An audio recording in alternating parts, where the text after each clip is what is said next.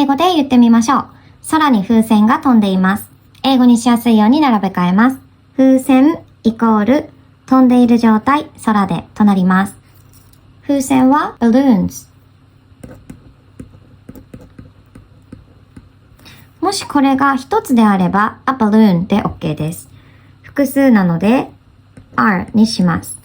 飛んでいる、浮かんでいるというのは floating。flying でもいいですし floating でもいいです。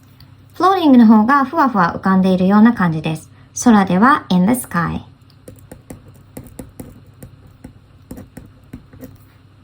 文章にしてみます。